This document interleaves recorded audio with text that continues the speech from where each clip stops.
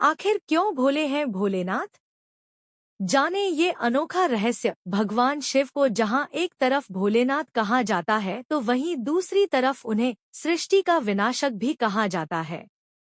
जो श्मशान में बसते हैं और जिनके शरीर पर भस्म लिपटी रहती है, जिनके साथ भूत प्रेत रहते हैं, ऐसे देव को भोलेनाथ क्यों कहा जाता है? भगवान शिव के वैसे तो कई नाम हैं, लेकिन उनके भक्त उन्हें भोलेनाथ ही पुकारना पसंद करते हैं। भोलेनाथ ऐसे देव जिन्हें प्रसन्न करना बहुत ही आसान है। इस शब्द का दार्शनिक मतलब है भोले यानी बच्चे जैसी मासूमियत, नाथ मतलब भगवान, मालिक। भगवान शिव को जहाँ एक तरफ भोलेनाथ कहा जाता है तो वहीं दूसरी तरफ उन्हें सृष्टि का विनाशक भी कहा जाता है।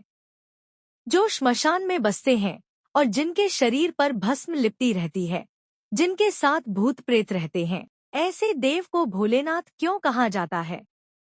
लेकिन इन सबके बावजूद शिव भोले ही हैं। उनके अंदर ना अहं है ना ही चालाकी। उन्हें अपनी शक्ति पर बिल्कुल भी अभिमान नहीं है, इसीलिए वह भोलेनाथ हैं। उन्हें भोलेनाथ कहे जाने के पीछे एक कहानी भी है। एक असुर था जो हजारों वर्षों से तपस्या कर रहा था, भगवान शिव की उपासना में दिनरात लीन। भगवान शिव भलीभांति जानते थे कि वह एक राक्षस है और उसे वरदान देना अच्छा नहीं होगा। फिर भी वह प्रकट हुए और असुर से वरदान मांगने के लिए कहा। उस असुर का नाम भस्मासुर था।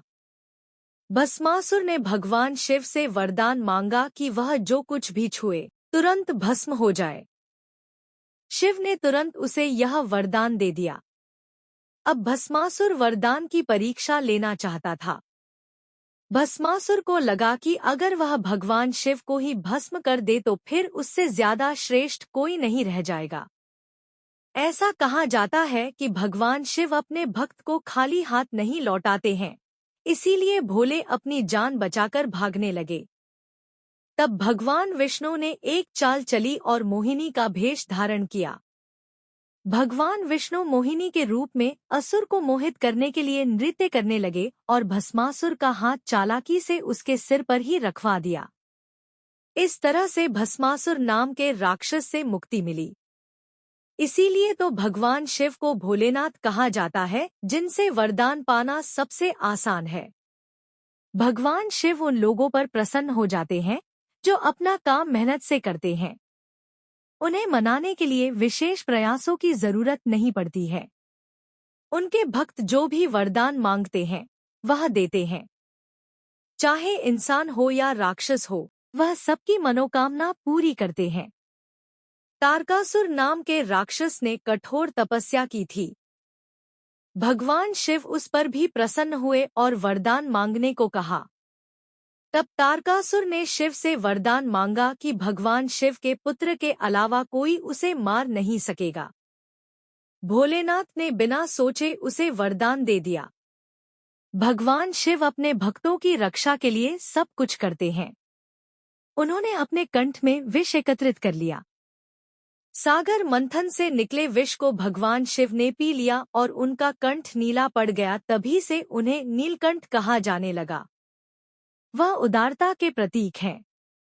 भोला यानी जो सब कुछ आसानी से भूल जाते हैं।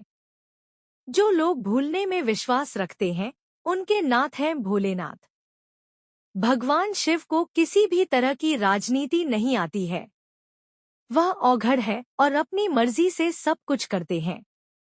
वह किसी के आदेश पर नहीं चलते हैं। उन्हें यह भी याद नहीं रहता है कि मां पार्वती ने उनसे क्या करने के लिए कहा और क्या नहीं। उन्हें सांसारिक चीजों का रत्ती भर भी ज्ञान नहीं है। वह तो ध्यानमग्न रहते हैं। इन्हीं सब वजहों से वह भोलेनाथ हैं।